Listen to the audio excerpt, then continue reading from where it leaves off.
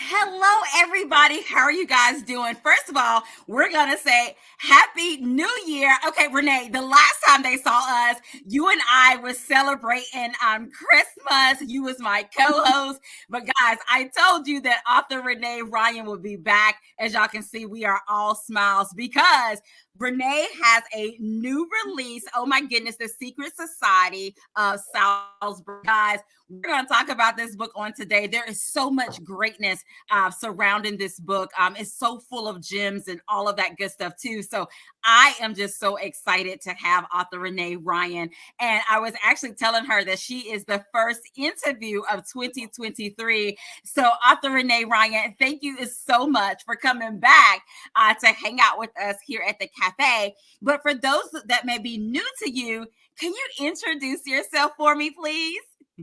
Oh, absolutely. I consider you one of my favorite people. I love spending time with you, Angela, in the cafe. We met a couple of years ago. I need to meet you in person so I can give you a big post-COVID hug because, oh my gosh. But anyway, so let me stop fangirling about you. But I could do the next half hour talking about how much I love you. I'm a regular person. I'm an author. This is my 30th book. I started out in romance. I wrote a lot of historical romance is where I started. I have about 6 contemporary romances, and it wasn't until the last book that I wrote, The Widows of Champagne, that I started writing straight historical fiction. And I just feel like I've kind of found my calling. This is just so much more. I love romance. I love to read it. But I think after writing 27 books, I just the well dried up a little bit. So maybe I'll go back. But right now I'm just loving historical fiction. So that's where we are. That's where I've landed. Well, I love it. I love it, guys. If you are just joining us, we are hanging out with author Renee Ryan, guys, and her new release, The Secret Society of Salzburg. And she's going to spill a little bit of tea telling us about this amazing book. And so, Renee, before we dive into the book with questions about that, I want to ask you, I'm going to ask you about this beautiful cover. Guys, I think I did okay. I think I'm amazing. You did better than me. Tell us about this cover. What was your experience with this cover and when you saw it? So my publisher is Harlequin, or that's where my publisher and editor and everybody lives and works. And they give us a year ago. We started on the cover. So a year ago. Yes, there's a questionnaire and they kind of ask about the book and main scenes and it's even before we even had a title. I had to tell them all about the book and a synopsis, and I gave them ideas for scenes, and she's an opera singer, and I gave them this wonderful picture of, I think it was Carol Lombard. Do you remember her, Carol Lombard? And it was this scene where she was in this movie and somebody was like an older gentleman was giving her, kissing her hand, and she kind of had this coy look in her eye. And that was who I sent them. I said, this is who, and I think they nailed it. They did such a good job. Absolutely. Absolutely. And in addition to this amazing cover, let's talk about this title. Of course, guys, if you've read the book, you'll understand the title, but The Secret Society of Salzburg. Now, Renee, was this the initial working title or this title got changed? Look, spill a little bit of tea, my friend. No, the original title was Aria of the Bruised Reed. And nothing like Secret Society of Salzburg. It was Aria of the Bruised Reed. On 2 different, Yes. And so the Bruised Reed comes from a Bible verse. And while this isn't really an inspirational book, it comes from a Bible verse talking about the bruised reed that is healed through the Savior. And so I really wanted to talk about all the broken souls that were saved during this time through this network. And of course, my publisher, being much smarter than me, said, no one's going to know what that means, Renee. So let's just kind of be a little bit more on the nose. And that was where the Secret Society of Salzburg came from.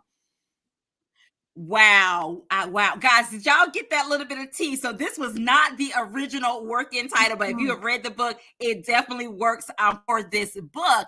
Now, Renee, it says that it's an Australian opera singer a British typist and a daring plan in war-torn Europe. Can you share a little bit about, without giving it away, can you share a little bit about this story based on that little snippet of it? So it was based on these two British sisters, and it's very loosely based. So by no means are you going to get a historical or a history lesson reading this book, but it's based loosely on Ida and Louise Cook, who are these British typists. They were civil servants and they loved opera. They ended up meeting some of their favorite opera stars just by kind of sitting outside the opera theaters and sort of waiting till they came out of rehearsal to meet them. And they ended up connecting with one from Austria who had an aunt who was she was Jewish, trying to get out of the country, but didn't have anywhere to go in England. So that's kind of where this story came from, is these sisters actually rescued, I want to say 29 Jews in real life. And so that was where the network came from. It was a true sort of an underground railroad for Jewish refugees who the countries didn't want them. England, America, our country said, no, we don't want the refugees. Sound a little like now? And so they had to work on getting them visas, getting them jobs to prove that they would not be burdens on society. So that's what this network did. Or does in my book. Wow. So that's what the book is about. Is about this Renee, you did share with us that this is a historical fiction novel. Now, when you think about this particular book, what is it that, and like you said, it's loosely based on things that happen in real life or what have you, but what intrigued you about this story, and what do you enjoy about writing in the World War II era? I guess it's kind of like two questions.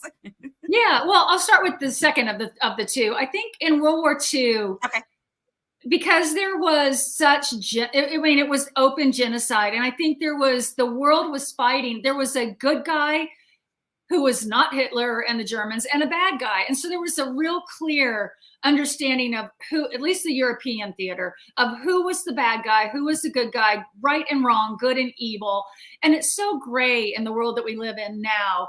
And it's like, perspective is huge. But back then it was just, during this war, it was very easy and very clear who was wrong in their, in their approach to life in general. And I really connect to that. It's just in that way, I love writing World War II. But also the second part is the bravery of the ordinary person, how ordinary people can do extraordinary things in unprecedented situations. And that is what I love highlighting, especially women. I love telling female stories in these time periods to show girl power before it was ever gay, wherever we called it girl power. Right. Yes. And guys, if you are just joining us, it is the first Literary Cafe of 2023. We are hanging out with author Renee Ryan. Guys, this is her new release, The Secret Society of Salzburg. And also, Renee, I think I saw somewhere, is sold where books are sold, guys. But also tell us about this book being sold at Costco. How did that come about?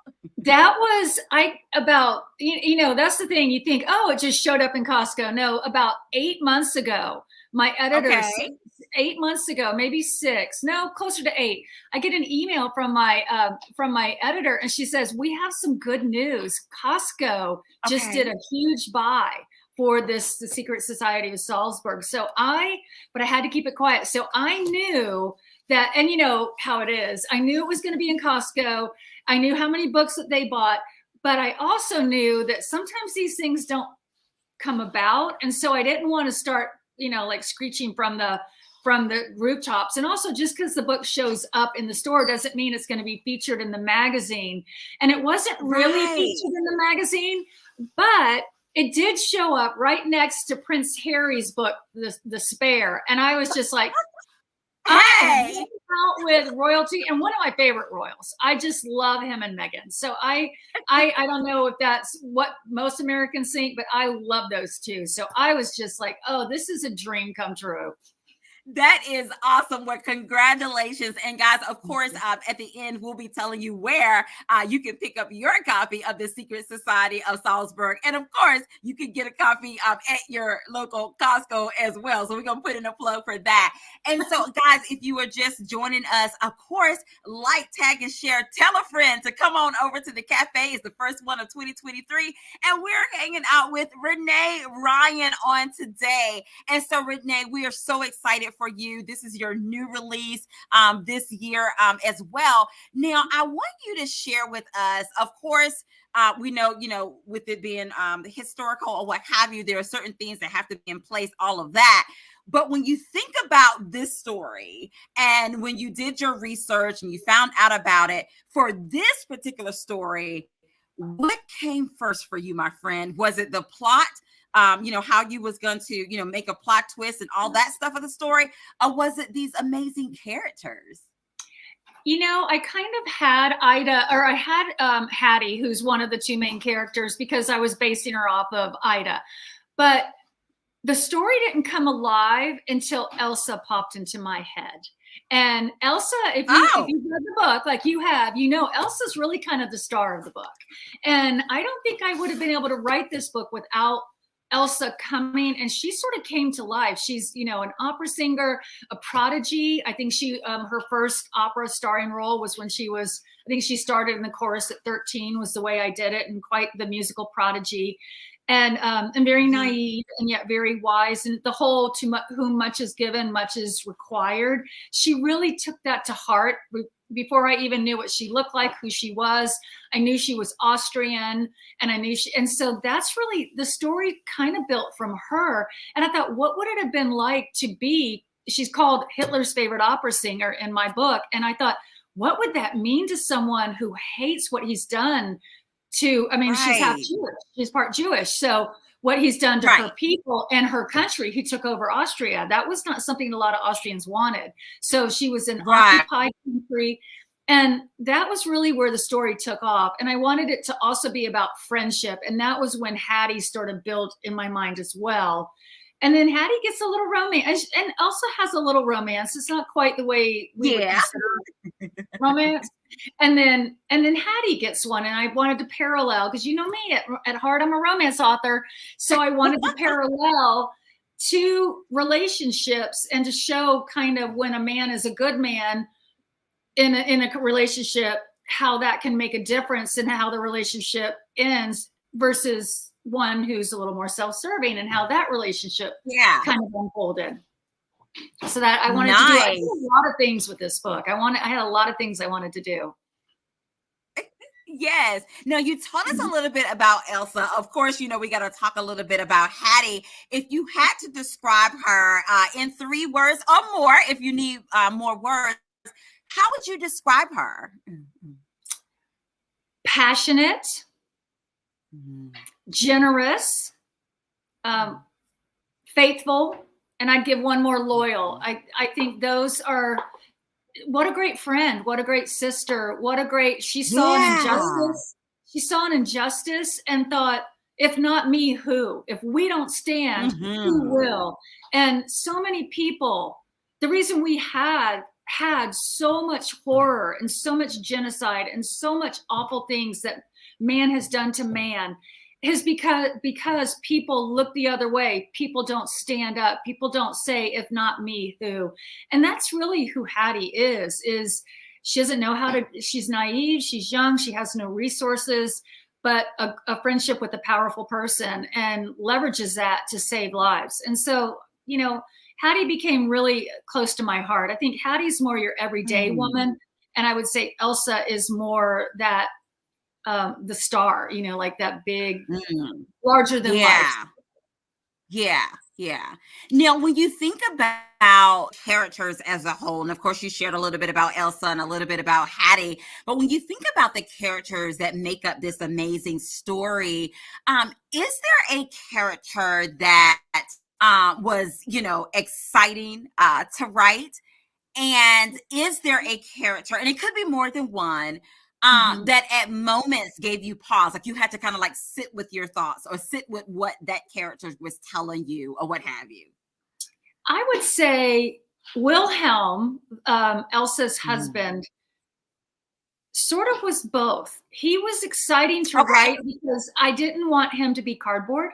I wanted him layered, Oh, and okay. I didn't want him to be obvious. I wanted to show how where evil kind of starts in our heart, and that Mhm. obsession, and how obsession and passion can turn really ugly. So in many ways, he Mm. was my hardest character to write. He was the most layered. I struggled a little bit with Frida for the same reason. I didn't want her to be single. I Oh. wanted, like very cardboardy. I wanted her multi-layered. I wanted her under. It's the old saying that every character should be the hero in their own life, and I wanted that to be where Mm. they were. And these characters are probably the most unlikable characters, those two in the book, but I wanted them to at least not be unlikable in their own mind. Like, they actually are very, um, they honestly think that everything that they did was okay, even when they Yeah. go Yeah. down a wrong path, they still think they're okay. And I would say the third person that was harder to write was Hattie's sister Vera, because again, Vera was very Mm. plain, and Yeah. she was very, but I wanted her not to just be plain. I wanted her to be consistent in terms of like a rock, like that rock in your Ooh. life, that person you always Yeah. count on, that loyal, like the bit, she's a big sister, but almost had to play the role of mother. And I wanted to show that sort of maternal, consistent side in her, but that can be boring in fiction. And so I really struggled with Mhm. making her not flat, you know, Right. give, Okay. give Okay. her, Yeah. Yeah. give the reader glimpses that there's more to her than just being the big sister. Yes. Yes.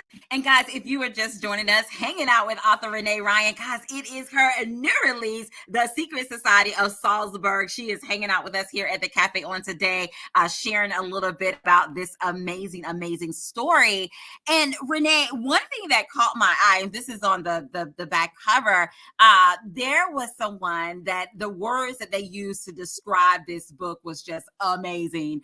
It Mm-hmm. says a gripping emotional story of courage and strength filled with extraordinary characters. And that was New York bestselling author Rayanne Thane or what have you. But when you hear those words, what comes to mind? Because it's an amazing characterization or summarizing this amazing story. And Mm-hmm. again, it's a gripping emotional story of courage and strength, guys, filled with extraordinary characters. What comes to mind when you hear that? Oh, thank you, Rayanne. Oh my gosh, thank you, Rayanne. When I hear that, I hear like, okay, good. I'd like to think that I nailed that piece. What I wanted to put in this book was how when we are threaded together in friendship and trust and loyalty, how Mm. much stronger and courageous we can be. That community Yeah. can be just two people, which is basically Hattie. When they said society, I was like, well, is it really a society when it's only Elsa and Hattie? And then I thought, but, yeah, but when two people, kind of work together, how they can build their courage together and their strength and the emotion of Yeah. possibly losing that character. And then the war separates them. They're on different sides of the war. Elsa is now an Austrian. That makes her Yeah. a German. That makes her on the German side of the war. And then there's Hattie, who's British, and she's on the British side. She's an ally. We've got an axis. Yeah. How do we maintain that friendship and courage and network when we can't even call one another on the phone? You can't text. There's no social media. There's no connection. Right. And yet they both still Yes. continue to gain courage from each other. So that was that. I'm so glad that Rayanne kind of caught on to that, and what a blessing. Yeah. Absolutely, absolutely. And guys, if you have a question for author Renee Ryan, put it in the comment section. We'll be sure to include you as well. And author Renee is going to read a short snippet, just enough to wet you guys' whistle as well. So while she's getting ready for that, I will remind you guys that this is her new release, The Secret Society of Salzburg. It is available where books are sold. We will be letting you know some places, Costco, that you can get yourself a copy of this book as well. And Renee, we are ready to hear when you are. Okay, so this is Hattie and Elsa because it's called The Secret Society of Salzburg and it's about their network, their secret society. I wanted to read just a little small excerpt from the first day that they were what they did was they interviewed possible refugees, Jewish refugees trying to get out of Austria and Germany, and they have to fill out a form and interview them.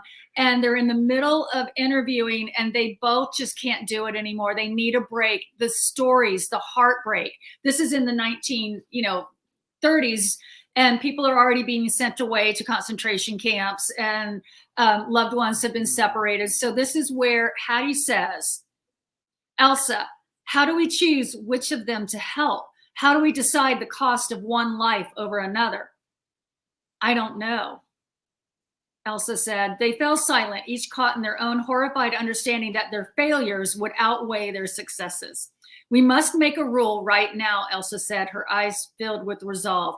We will hear every story. We will listen and remember them all and refuse no one a chance to tell their tale. Agreed. They returned and dedicated themselves to the interview process. As Hattie listened and heard, truly heard each story, she became aware of another problem. Gradually, they would exhaust their resources and those of their immediate circle.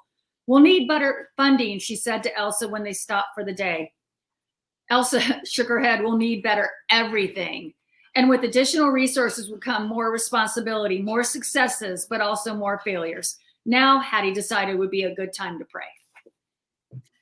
Wow, guys, there you have it. Just a little bit, just a little snippet of The Secret Society of Salzburg, guys. It is available. And now we are so super duper excited about this read, guys. You are in for a treat. And Renee, there are a couple of questions. One, Jennifer wanted to know, how long did your research, or how long was the research for this particular book?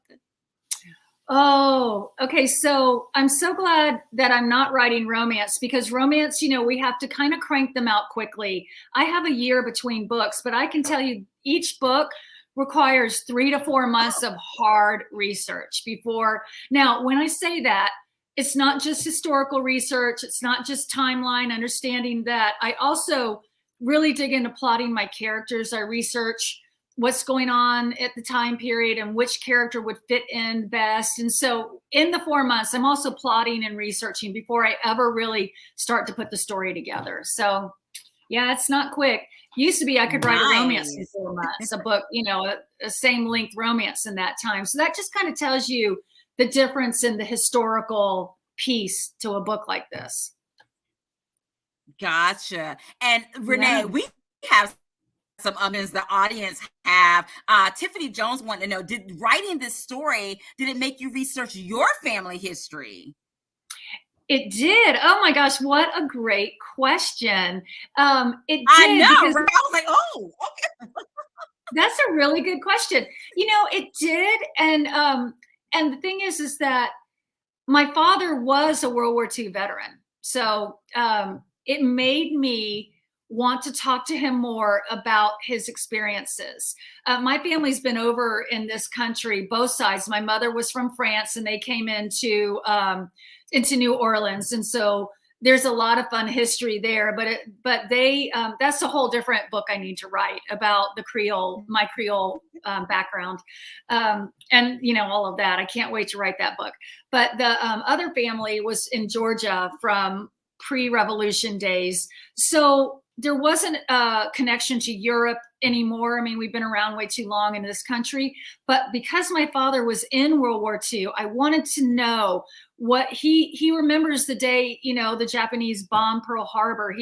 He was a medic and then ultimately went back to medical school because of what he saw in the war. And it was just a really, in some ways, sadly, he was like, well, you finally wrote a real book. So, we had issues over that because this is my 29th book that I wrote. So, but most of them were romances. But it was just wonderful to have this personal connection in my research and wanting to know what it was like to live there. So, thank you for asking that question. It did bring my father and I together in a way that I never thought was possible. And it was right before he died. So, that was really special. Wow. Wow. Mm. And thank you so much for sharing that as well. Great question, Tiffany. Thank you for asking that as well. We do have another question. And then of that, Veronica Lockett wanted to know, what is your work schedule like when you are writing? I wouldn't wish it on anyone. When I'm writing, I'm a morning writer. I really, really, I envy those writers that can sit down and write for 8, 9 hours without a break. I have about 3 hours in me early in the morning. Then I can take a break. But by 2 o'clock, I'm done. I cannot do anymore. I can work on other things. I can do promotions. I can do all kinds of other stuff, but I can't be creative.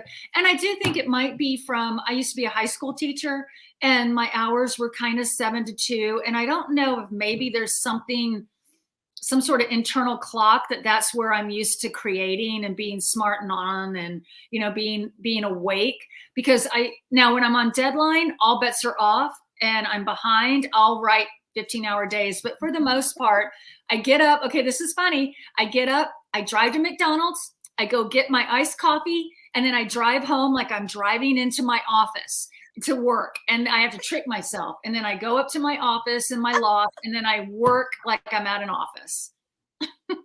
I love that. Now look, and that kind of ties into Jennifer Copeland's question. So running to McDonald's, getting the McDonald's coffee or what have you, is that one of your writing must-haves?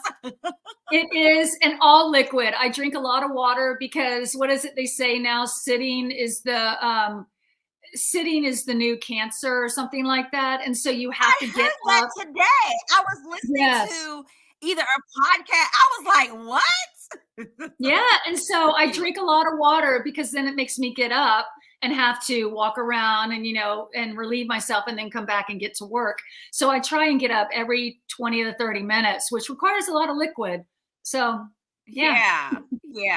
And thank you guys so much for submitting your questions in the comment section as well. We definitely appreciate that. Guys, if you are just joining us, we are hanging out with the one and only author Renee Ryan. Guys, this is her new release, The Secret Society of Salzburg. And so, of course, Renee, we have to play a nice round of this or that. Look, this is the first this or that of 2023. And Renee, this year, I said it last year that I was going to do it, but I am actually going to be keeping tally. So at the end of the year, we'll know, was most of the cafe team tea or was most of the cafe team coffee? So that is very information that the cafe, we're going to want to know at the end of the year. All right, Renee, are you ready for a round of this or that? I promise you, my friend, there's no right or wrong answer because it is all things according to author Renee Ryan. Love it. All right, let's get started here. Phone call or text? Phone call. I was just talking to my sister today I have a twin sister, and we're like, if you don't leave me a voicemail, I won't call you back. And then I think that it's a spam call, and then I'll block you or delete you. So right. I just love talking, and I love talking on the phone. I love it. Okay. All right, next one. Audio book or podcast? Ooh, okay. I'm going to say audiobook. I love it when you get a good narrator that does all the voices and just takes you away. Speaking of, I'm going to plug my audiobook narrator for this book. Henrietta Meyer is amazing. If you're an audiobook fan, I highly recommend get that version because she's dramatic, she's emotional, she does all the voices, and that's what I love about it. It's like listening to the old radio shows back in the day. Before my day, I swear I'm not that old, but yes. Love it. That is super cool. And thank you for sharing. And guys, she just also put in a plug to let us know that it's also available in audiobook. So I love that. I love that. Okay, next one. Glass half full or glass half empty, Renee? Okay, I love this answer. Doesn't matter. The glass is refillable. Oh, hey. Okay. All right. I love it. I love it. All right, Renee, we are taking a trip. Are we going on an airplane ride or are we doing a road trip, my friend? Oh, airplane. Airplane. I don't want to, I get car sick if I'm not driving. So that means now, unless I have an audiobook, then I can drive. So if I have an audiobook, but if I have work to do, if I'm on a deadline, airplane. But yes. Yeah. Okay. Nice. Now, also on a trip, are we gonna relax and be comfy, or are we going hiking, or are we doing all the adventures? What we doing? Relaxing, comfy, or hiking and adventures? We are clubbing at night. Well, we can hike and do adventures, and then we're going to go club at night. Okay. So we hanging out, Renee, guys. We hanging out with Renee. All right, Renee, this is the big one. We got to know here on the cafe. Are you team coffee or team tea, my friend? You know, I'm actually team tea, but I like my iced coffee, but I would prefer, I'm a team tea. Team tea. I love it. I love it. Thank you so much for doing a round of this very first one of 2023. I love it. I love it. Guys, if you are just joining us, hanging out with author Renee and Ryan, it has been amazing. Renee, the time goes by so fast, my friend. Now, I know that you're giving away an amazing, amazing giveaway. Guys, I know what it is. Renee's getting ready to tell you what her giveaway is going to be. Renee, can you share with them what the giveaway for tonight is going to be? I can. I'm going to give away 3 print copies of the Secret Society of Salzburg. But since we were talking, 3 of them. But since we were talking about the audiobook, if you want the audiobook instead of the print copy, if you're one of the winners, I will substitute the audiobook for one of the, if you decide if you'd rather the print or the audio, I will substitute. Oh my God. Guys, I am super excited about that. Renee, I have recently got into audiobooks because before it was print copies or ebooks. Oh my goodness. Let me just tell you, I know that an audiobook is really, really good when I'm like having a whole conversation with the narrator. Like literally me and the narrator are communicating. I'm talking back to, just like I would talk back to the book or what have you. So I am so excited about that. Guys, so there is 3 opportunities for a copy of the Secret Society of Salzburg. If you would like the audio in instead of the print, you would just let myself know, and I would definitely let Renee know when I send her the win. Of course, Renee, how we're gonna do this, my friend, I'm getting ready to go up and down the comment section. You, my friend, is gonna tell me when to stop, and those individuals will be the winners of a copy of the Secret Society of Salzburg. Are you ready? I'm ready. All right. So if you would tell me when to stop.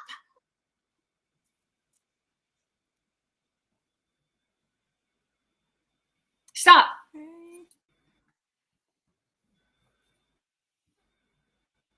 Jennifer Copeland, you are the first winner of a copy of the Secret Society of Salzburg.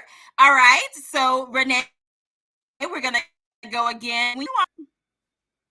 Stop. Mama Tony Bonita of Mama Tony's Book Nook and Reviews, you are the winner of a copy of the Secret Society of Salzburg. All right, we got one more time. Stop.